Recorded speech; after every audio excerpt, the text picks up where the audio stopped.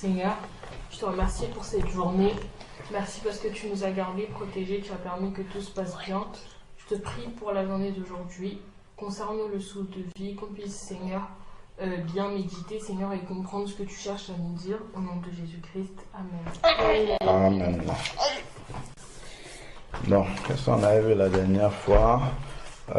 C'était les bienfaits d'écouter ses parents, c'est ça? Oui. Qu'est-ce que vous en avez retenu jusqu'à présent? On avait vu le verset qui disait que enfants, obéissez à vos parents selon le Seigneur, car cela est juste. Et on avait dit que c'était une bénédiction pour les enfants d'obéir à leurs parents, parce qu'en plus, il y avait une promesse derrière ce commandement. D'accord. Que Dieu nous disait que si on obéissait à nos parents, on allait vivre plus longtemps. D'accord. Et être heureux. Oui. Vivre longtemps, être heureux dans la longévité dans la vie, plus le bonheur dans la vie, c'est lié au fait d'obéir, d'honorer les parents. Et derrière l'image des parents, qu'est-ce qu'il y a? Dieu. Voilà. C'est justement parce que les parents sont l'image visible de Dieu pour les enfants. D'accord? Et ça, ce n'est pas, on a bien précisé que ce n'est pas parce que ça serait bien qu'un parent agisse comme Jésus, et ainsi de suite, mais ce n'est pas le fait qu'un parent agisse comme Dieu veut qui fait en sorte qu'il soit l'image de Dieu. D'accord? Ce qui fait qu'il soit l'image de Dieu, c'est parce que Dieu, lui, c'est Dieu qui a choisi qu'il soit ton parent. Ok? Voilà. Donc, ça ne dépend pas de comment le père, la mère agit, mais ça dépend simplement du fait que vous soyez ses enfants. Parce que c'est Dieu qui l'a fait. C'est Dieu qui en a décidé ainsi. Ok? Alors, donc, on a partagé un seul verset, c'est ça? Ou on en a partagé d'autres? On avait Sur ce thème-là. on avait aussi vu Luc 11, verset 11. Ah, Luc 11, 11. Si méchant comme vous êtes, vous savez, on avait commenté, vous vous rappelez? Oui, Joshua. Oui. Jésus avec les petits-enfants. Oui, Jésus avec les petits-enfants. D'accord, ok. Oui, donc, on avait dit que même les parents qui sont insensés, entre guillemets, ne donnent pas de mauvaises choses à leurs enfants. Ok? Les parents, on avait pris les exemples même des personnes qui sont simples d'esprit, tout ça, donnent de bonnes choses à leurs enfants. D'accord? Parce que c'est, voilà, c'est une partie d'eux-mêmes. Bon, ok, on va continuer sur ce sujet. On va lire quelques versets. Si on prend Proverbe 1, verset 8. On va voir un peu les recommandations que donne la parole de Dieu, toujours sur ce sujet-là. Dans le livre de Proverbes, c'est après les psaumes. Juste après. Proverbe 1, verset 8.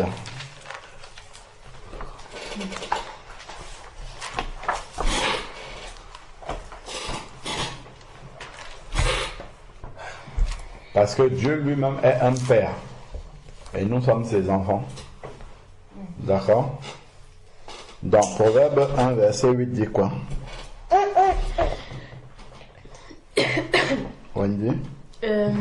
Écoute mon fils, l'instruction de ton père, et ne rejette pas l'enseignement de ta mère. Car c'est une couronne de grâce pour ta tête et une parure pour ton cou. Est-ce que vous venez d'entendre ce qui a été lu là? Non. Ah bah tu as lu tout sans entendre, sans comprendre. Relis encore ce que tu... Je dis le verset que tu viens de lire là. Relis-le encore. Écoute mon fils, l'instruction de ton père, et ne rejette pas l'enseignement de ta mère. car c'est une couronne de grâce pour ta C'est tête. quoi le C là? Le C là, c'est le C apostrophe là, c'est mis pourquoi? C'est pour l'instruction de ton père et l'enseignement de ta mère. Ah, donc c'est R reçoit. C'est une couronne de grâce pour ta tête et une parure pour ton cou. Et là, une couronne. va, une couronne. Attends, s'il te plaît. Une couronne se met. Qui porte une couronne? Les rois. Garçon. Est-ce que vous comprenez? Qui Oui. porte une couronne? Les Les Jésus. rois. Sur la terre là. Là, nous sommes sur la terre. Jésus n'est pas sur la terre pour l'instant. Les Je rois. dis, qui porte les couronnes? Hein? Les nobles, les rois, Les Ouais. rois. Les rois, oui. les reines. Les reines. D'accord. Les rois, les reines, écoute mon fils, l'instruction de ton père et ne rejette pas l'enseignement de ta mère. C'est une, chez moi ici, c'est un gracieux ruban sur ta tête. Donc, c'est une couronne.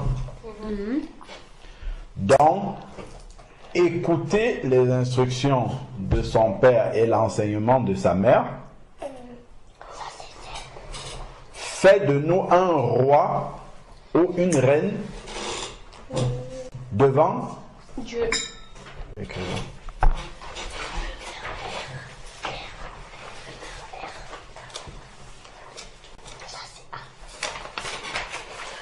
Est-ce que vous voyez comment un roi, les privilèges qu'un roi et une reine ont?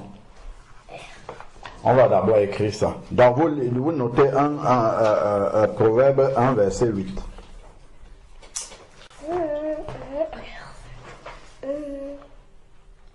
Écouter l'instruction de son père et obéir à l'enseignement de sa mère fait de nous un roi, une reine devant Dieu. Proverbe 1, verset 8 à 9.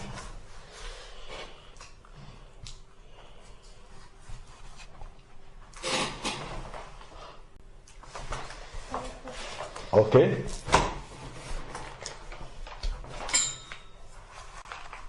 Fait de nous un roi, une reine devant Dieu.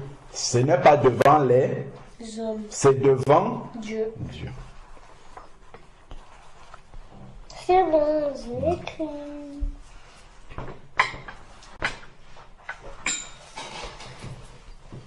Mais là, allez, allez, pourquoi? Fait de nous un roi, une reine devant Dieu. Lorsqu'on regarde maintenant les rois et les reines sur la terre, quels privilèges ils ont? De régner sur tout le monde. Ils règnent sur tout le monde. Et ça sur tout le monde, sur leur royaume, sur leur... voilà. Ils règnent. Donc, obéir à ses parents nous amène à régner. Vrai ou faux? On va régner sur les démons, par exemple, c'est-à-dire qu'on aura l'autorité sur eux. Les rois et les reines ont des personnes, des servants et des serviteurs à leur disposition. Le Seigneur va aussi disposer qui à notre disposition? Il va mettre qui à notre disposition pour être ses servants et ses serviteurs là? Des aides, des personnes qui nous aident. Des personnes qui nous aident, ou encore, et encore, qui travaille à la disposition de Dieu? Les anges. Ah bah, les anges. Il va mettre des anges à notre service. Les rois et les reines ont toute une armée de protection. Vrai ou faux? Hein? Voilà. Donc, regardons tous les privilèges auxquels ont droit les rois et les reines déjà de la terre, sachant que ce sont des privilèges terrestres. Mais là, ce n'est pas devant les hommes, c'est devant Dieu. Vous voyez pourquoi Dieu dit que cet homme-là va vivre, celui qui obéit à son père et sa mère va vivre heureux. Parce qu'un roi, normalement, doit vivre heureux. Vrai ou faux? C'est vrai. Tellement il a de privilèges. Est-ce qu'un roi peut dormir affamé? Non. Par exemple, est-ce qu'un roi est censé être attaqué par, je ne sais pas, par une armée ennemie, tout ça sans protection? Non. Vous voyez?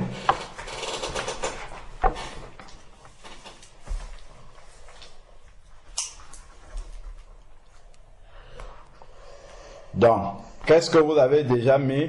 Le roi, il a des serviteurs et des servantes à sa disposition. Donc, Dieu met aussi des serviteurs et des servants à notre disposition. Ces serviteurs et servants-là, ça peut être des personnes physiques que Dieu envoie vers nous qui nous rendent service. D'accord? Ça peut être des anges qui nous rendent service sans même que nous en soyons conscients. C'est comme pour la protection. La protection, il n'y a pas de personnes physiques, une équipe de sécurité qui marche autour de nous, mais si Dieu ouvrait nos yeux spirituels, nous verrions toute l'armée qui marche autour de nous et aussi l'armée des démons qui veulent nous attaquer, que nous ne voyons pas forcément. Ok? Donc, vous voyez déjà autant de privilèges. Les rois et les reines mangent des mets succulents, voilà. Donc, tous ces privilèges-là sont à la disposition de celui qui obéit à ses parents. Ok. Est-ce que vous avez compris ça? Donc, et le verset 9 dit, après, ce sont des collier à son cou. Quand quelqu'un met un collier, une jeune fille, par exemple, qui met un collier, qu'est-ce que ça fait? Qu'est-ce que ça apporte? Ça l'embellit. Ça l'embellit. Donc, celui qui obéit à ses parents, il est comment? Devant Dieu. Il est beau. Voilà. Celui qui désobéit à ses parents, il est comment devant Dieu? Il est laid.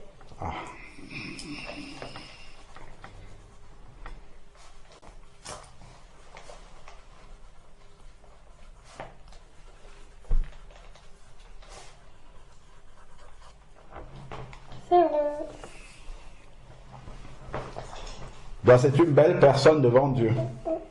Ok? Qu'il est bon d'obéir à son père, d'écouter sa mère. Ok? Ça, on a dit tout à l'heure qu'il nous protège parce que ces enseignements même là sont une protection pour nous. Comme le roi et la reine sont protégés. Ok? On continue dans Proverbes chapitre 6, verset 20. Proverbes 6, verset 20. Qui ressemble de très près à celui-là. Mon fils, garde les préceptes de ton père et ne rejette pas l'enseignement de ta mère. 21, Raphaëla.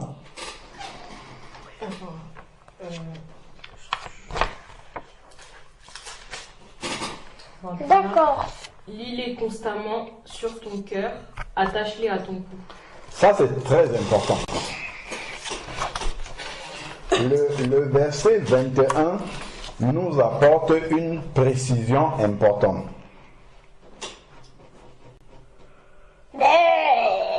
Attache-les constamment. Attache les enseignements, les commandements de ton père et l'enseignement de ta mère. Il dit comment? De les attacher constamment sur ton... Non mais arrêtons là. Lisons ce qui est écrit dans le verset. Non, c'est pas ce qui est dit. Lis-les constamment sur ton cœur. Voilà. Lis-les constamment sur ton... Qu'est-ce que ça veut dire ça? Et qu'est-ce que ça veut dire de lier sur son cœur? Ça veut dire que les préceptes doivent déjà être gravés sur notre cœur et de les lire sur notre cœur. C'est-à-dire qu'on doit les retenir et qu'on doit les appliquer quand il faut les appliquer. Ok. Ça veut dire qu'ils doivent être dans notre cœur. Hein?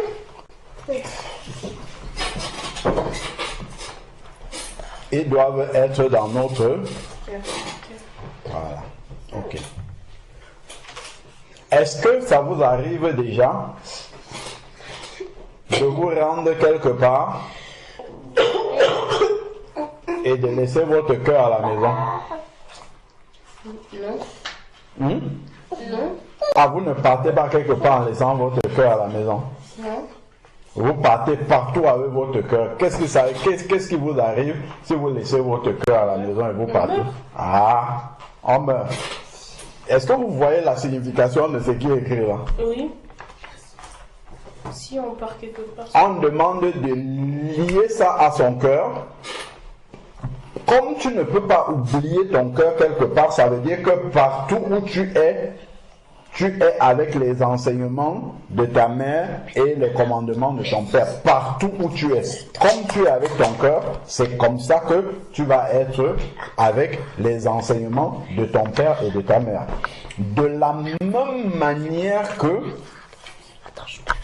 si tu abandonnes ton cœur quelque part et tu vas ailleurs, tu meurs, c'est ce que vous venez de dire, non? Ben, de la même manière, si tu abandonnes, tu te détaches des commandements et des préceptes de ton père et de ta mère, et que tu vas ailleurs quelque part, ben, tu es comme quelqu'un qui n'a plus de cœur, en fait. Donc tu es livré à la mort. Tu es livré, en fait, c'est comme quelqu'un qui n'a plus la respiration. Vous avez compris? Oui. Et ça s'accorde très bien avec le verset de Luc 11 qui dit que même les pères, les mères méchants donnent de bonnes choses à leurs enfants. Donc les conseils que même un père qui est bandit, qui est voleur, qui est malfrat, ne va pas demander à son enfant si il est conscient des dangers de ça, il va demander à son enfant d'éviter de le faire. Oui, mais t'as quoi, ouais? Est-ce que vous voyez? Il va quand même donner de bons conseils. Même un père ou une mère qui est en prison va demander à son fils, à sa fille qui est à l'extérieur de tout faire pour éviter de venir là-bas. Vrai ou faux? Vrai. Vous voyez? Non, arrêtez, on est sérieux là. Là, on parle des choses très importantes. C'est quelque chose qui vous concerne toute la vie, ce dont on est en train de parler là. C'est pas une plaisanterie. Et c'est Dieu qui le dit. Et ça, on peut voir ça aussi à l'image de ce que Dieu nous donne comme recommandation. Vrai ou faux? Donc, les recommandations que Dieu nous donne, si on les laisse à la maison, et nous on sort comme ça avec notre propre sagesse, notre propre intelligence, nous sommes livrés au prince de ce monde. Vrai ou faux? Donc, nous sommes comme quelqu'un qui n'a plus de cœur, parce que, en fait, on est prêt à mourir déjà, on est même déjà mort. Déjà, pour Dieu, on est mort même déjà. Vous étiez mort par vos offenses, ainsi de suite. C'est-à-dire, si on part et qu'on a laissé Dieu totalement derrière, c'est-à-dire la parole de Dieu et tous les conseils de Dieu, ça veut dire qu'on a laissé toute la lumière derrière et on marche totalement dans les ténèbres. Donc, laisser l'enseignement de son père, l'enseignement de sa mère, les commandements de son père, si on les lit pas, on les laisse et on part comme ça, ben c'est la même chose que quelqu'un qui laisse la parole de Dieu derrière et qui part et qui réfléchit avec sa propre sagesse, sa propre intelligence. Le danger qu'il court, c'est la même chose. Et c'est la même chose que quelqu'un qui physiquement laisse son cœur quelque part. En fait, c'est la mort assurée, quoi. C'est sûr, c'est la mort. Est-ce que vous comprenez? Quand les parents parlent, papa, je sais où. Vous voyez ce que Dieu qui nous a créés lui-même, il dit. Dieu même qui nous a créés, c'est ça qu'il dit. Est-ce que vous comprenez? Oui. Vous voyez la place que les parents occupent. Vous comprenez pourquoi on va dire par exemple qu'il faut que les parents bénissent un mariage. Par exemple, il faut qu'ils donnent leur accord, il faut qu'ils soient d'accord. Quand les parents ne sont pas d'accord, généralement c'est l'échec. Même si c'est pour des mauvaises raisons. Même si c'est pour des mauvaises raisons. Il faut rester, essayer de discuter avec eux pour les convaincre. Vous voyez toutes les implications que ça a. Ok, donc, attache-les sur ton cœur. Donc, on ne marche pas sans son cœur. Ensuite, il dit, noue-les à ton cou. Est-ce que tu peux marcher sans le cou? Non. si tu laisses ton cou quelque part, qu'est-ce qui se passe? Imaginons que tu peux, oui, bon, ok, tu meurs, ok. Si tu meurs même pas, ta tête elle va être sans cou. Ta tête, s'il y a plus de cou, la tête elle est appuyée sur le corps, je ne sais pas ce que ça peut donner. Voilà. Est-ce que quelqu'un qui est comme ça, sans cou, la tête c'est quand même elle qui donne la direction au corps. Et si la tête n'a plus de support, eh ben, il n'y a plus rien, c'est fini.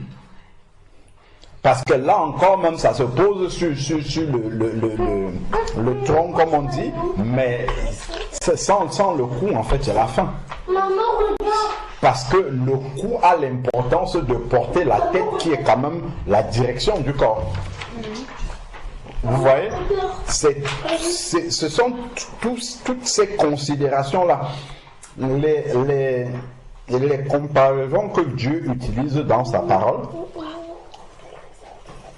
ne sont pas des détails. Hein.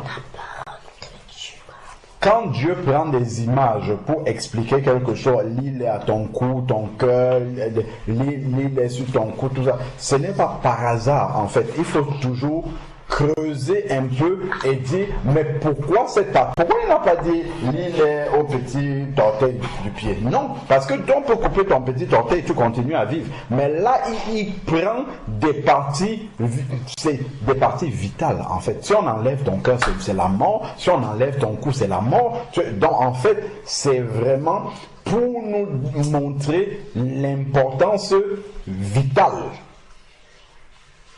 D'accord? Des conseils du Père, des conseils de la Mère. Pourquoi maintenant, même pas pourquoi, vous comprenez donc pourquoi Dieu devient le Père des orphelins? Pourquoi? Parce qu'un enfant a toujours besoin de parents. S'il n'a pas de parents, il est perdu. C'est fini. Vous voyez, il est désorienté, il n'a plus ces conseils-là, il n'a plus quelque chose pour lier à son cœur. C'est pour ça que Dieu vient immédiatement en substitution. Déjà que même un enfant qui a un père physique, un humain physique, Dieu est quand même là, mais il est encore plus présent lorsqu'il n'y a plus le père physique et la mère physique. Là, il devient vraiment immédiatement présent. Vous comprenez pourquoi il dit qu'il est le père des orphelins?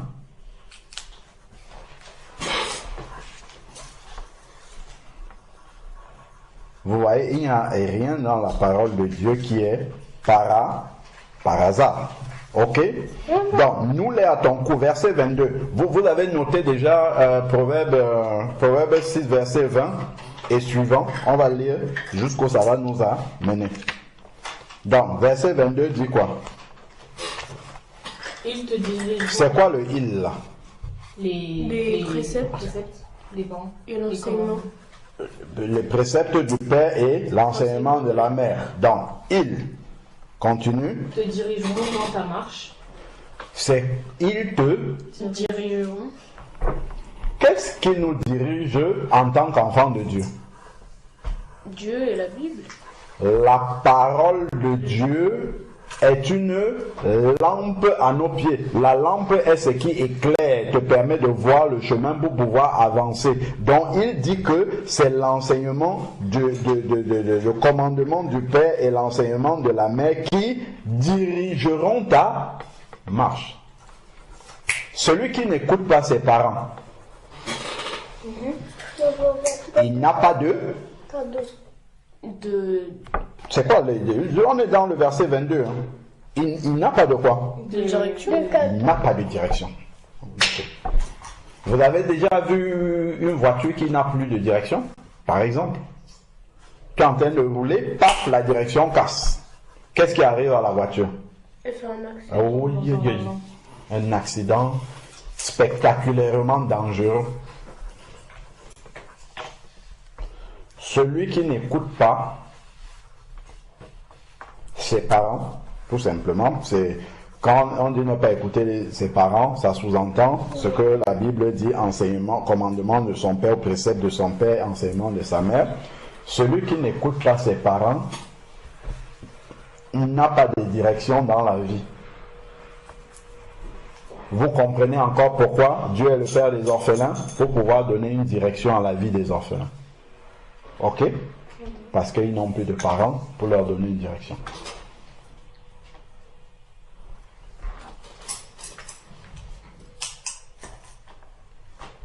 Vous mettez le proverbe 20-22. Donc, continuons. Ensuite, nous sommes toujours dans le 22. Proverbe 20. Ils te garderont sur ta couche, ils te parleront à ton réveil. Ils te Garderont. Donc, même quand tu dors la nuit, les conseils de tes parents te gardent dans ta couche. C'est une protection pour toi parce que tu es un roi devant Dieu et il envoie les anges te protéger déjà dans ta couche.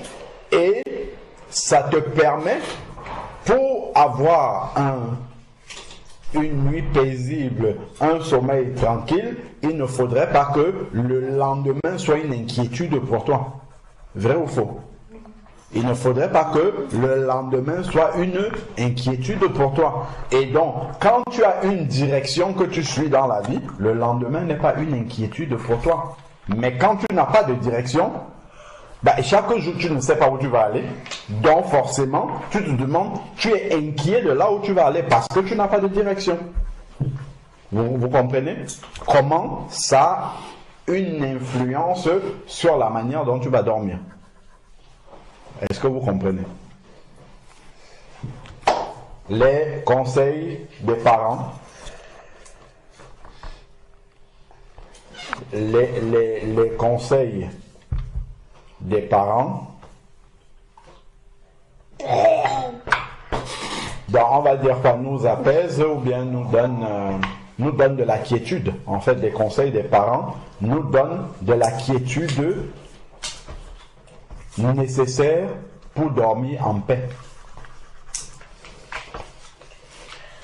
Les conseils des parents nous donnent la quiétude nécessaire ou la sérénité nécessaire pour dormir en paix.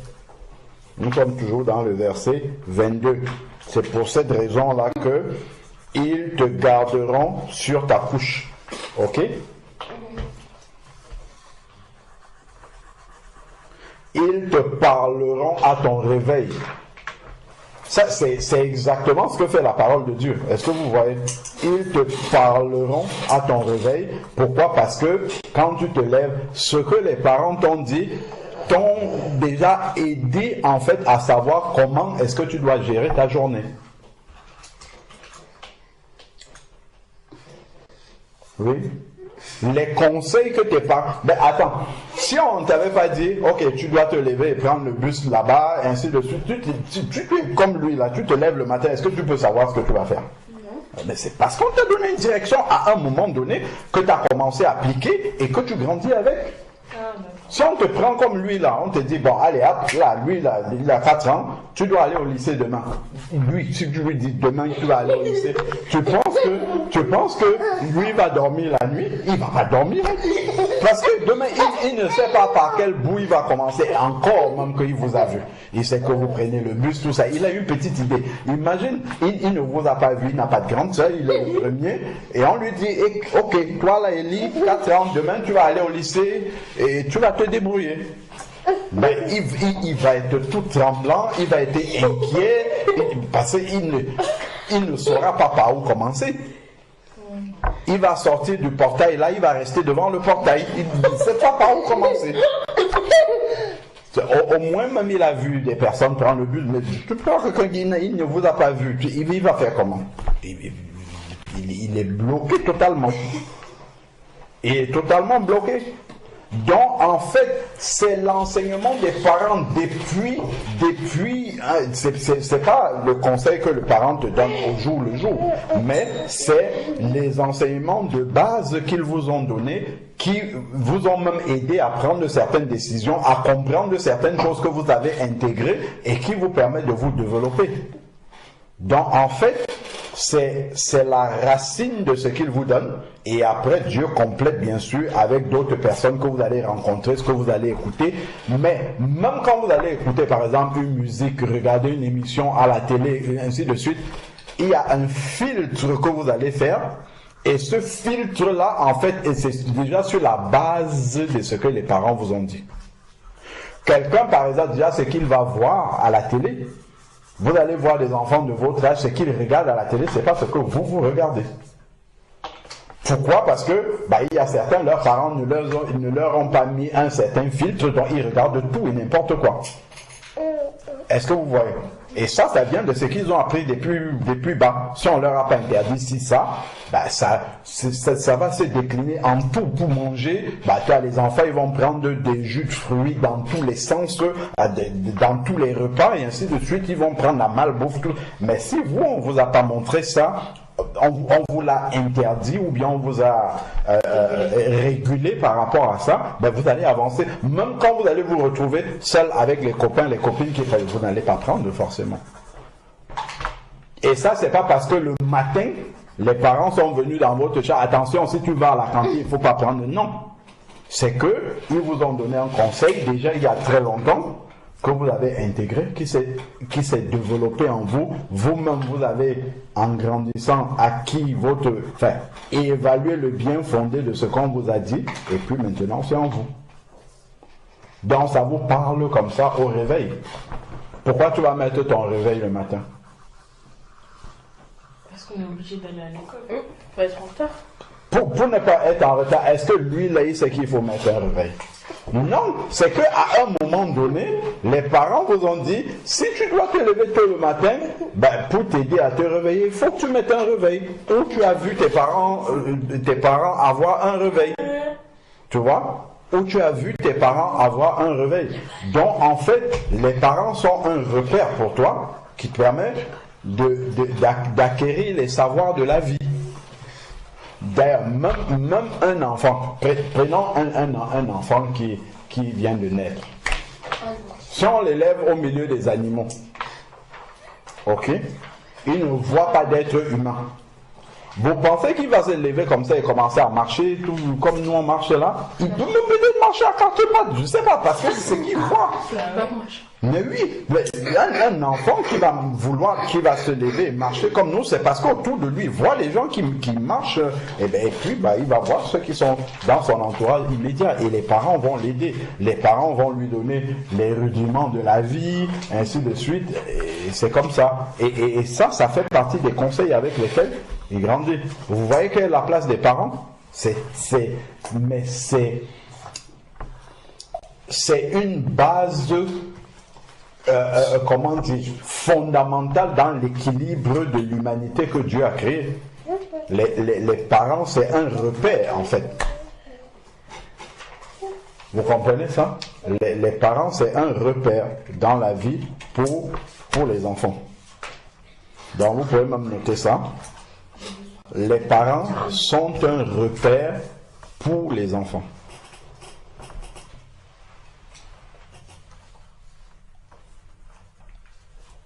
C'est un repère capital, fondamental pour les enfants.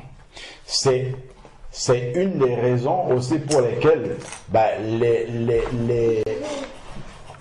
les actes que les parents peuvent poser peuvent avoir des conséquences aussi très négatives dans la vie des enfants. Est-ce que vous comprenez? Ça peut avoir des conséquences très... Par exemple, des enfants qui avaient des parents ivrognes. Des enfants qui avaient des parents violents, qui se battent dans la maison, ainsi de suite. Forcément, ça va avoir des conséquences de la vie. Parce qu'ils ont eu des mauvais repères. Parce que même cette violence-là qu'ils voient, c'est aussi un enseignement. L'enseignement, c'est pas seulement ce qu'on fait là, qu'on dit. Il y a des choses qu'on voit. Ok? Donc, tout ça, c'est important. C'est pour ça que les enfants doivent aussi prier pour leurs parents. C'est pas seulement l'inverse. Ok? Pour que les parents puissent aussi être des bons modèles pour eux.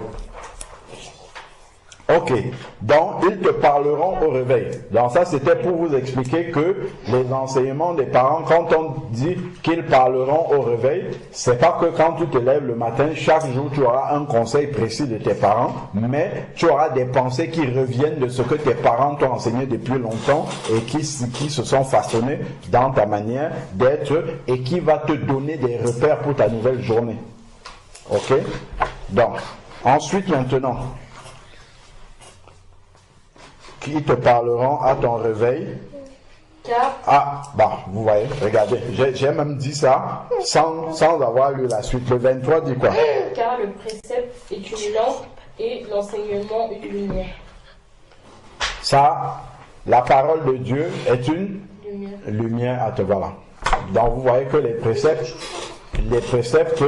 et l'enseignement des parents constituent une lumière. Quand ton chemin est éclairé, ça te donne la direction. Ça te montre par où il faudrait aller. Ok? Donc, et c'est quoi la suite du 23 là? Et les avertissements de la correction sont le chemin de la vie. Vous voyez? Dans les conseils, là, il y a la correction. La correction fait partie de l'enseignement. Vous pouvez noter ça. Dans les parents, c'est pas seulement oh oui, comme ça que non. La correction fait partie de l'enseignement. Dieu nous corrige aussi. L'enseignement fait partie de cette. Non, la correction de l'enseignement. La correction fait partie de l'enseignement.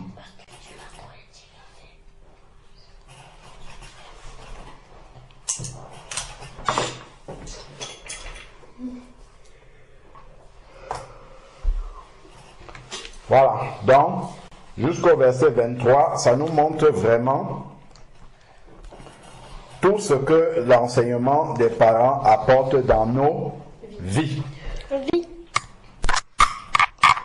Donc, on va finir par, et tout ça c'est suivi à méditation. Ça c'est juste ce que on a pu voir maintenant, mais si vous reméditez personnellement sur ces versets, sur ce que ça suppose, sur ce que ça implique, Dieu va vous enseigner encore beaucoup, énormément de choses sur les exemples là, sur les images que Dieu prend. C'est très profond. Proverbe 13, verset 1. On va s'arrêter là.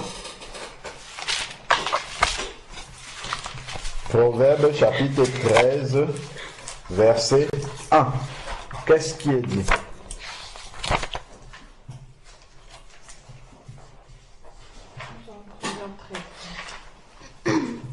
Un fils sage écoute l'instruction de son père, mais le moqueur n'écoute pas la réprimande. Voilà. Donc, un fils sage écoute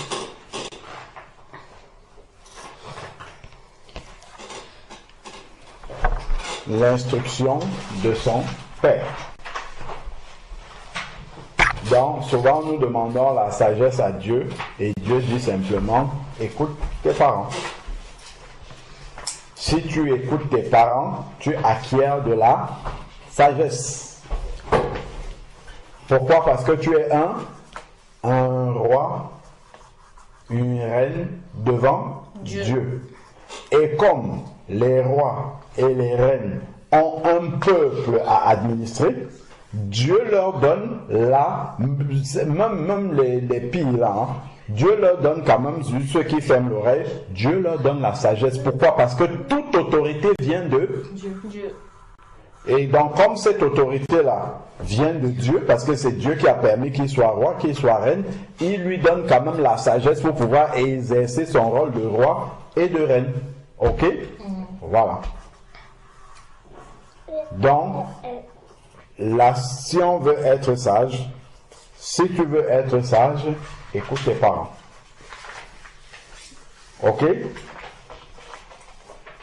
Et cela va t'éviter beaucoup d'écueils dans la vie. Le fait d'écouter ses parents. Est-ce que ce qu'on a partagé vous a permis d'avoir une vision nouvelle de l'obéissance aux parents? qu'est-ce que ça vous a permis? Qu'est-ce que ça vous a apporté de nouveau dans l'image que vous aviez de l'obéissance aux parents? De pourquoi Dieu demande d'obéir à ses parents? Que si on obéit à nos parents, il y a beaucoup de privilèges. Oui. Et que Dieu nous voit comme des rois et des reines sur notre terre. Voilà. Avec des couronnes. C'est pour ça que vous voyez bien que le commandement de l'obéissance aux parents est suivi d'une promesse. Et on voit comment cette promesse-là se décline. Ok? Bon. Les enfants, doucement.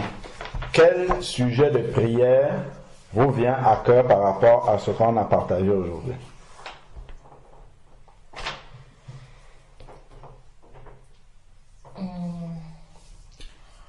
Que lorsque on n'obéit pas à nos parents, qu'on puisse toujours se souvenir en fait de tout ça, tout ce qu'il y a derrière.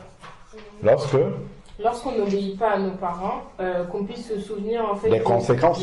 Des conséquences, et surtout que quand nos parents nous demandent de faire quelque chose et qu'on ne peut pas obéir, qu'on puisse se souvenir en fait de tous les privilèges et de tout ce que qu'on puisse se souvenir à quel point c'est important d'obéir à ses parents pour Dieu.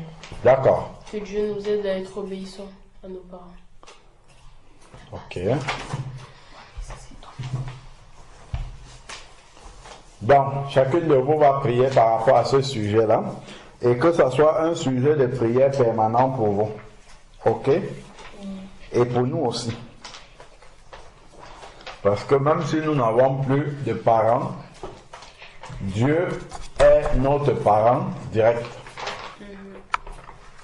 Et le sera toujours. Tant que nous confessons être ses enfants. On va prier, Wendy et Raphaëla vont prier. Seigneur, merci pour ta parole. Vas-y. Seigneur, je te remercie pour la parole que nous venons d'écouter. Je te prie pour que on puisse mettre en pratique. Je te prie aussi pour que quand on n'oublie pas à nos parents, fait qu'on puisse se souvenir de tous les privilèges qu'il y a derrière, et aussi des conséquences. Amen. Je te prie aussi pour que tu nous aides à être obéissants à nos parents. Au nom de Jésus-Christ.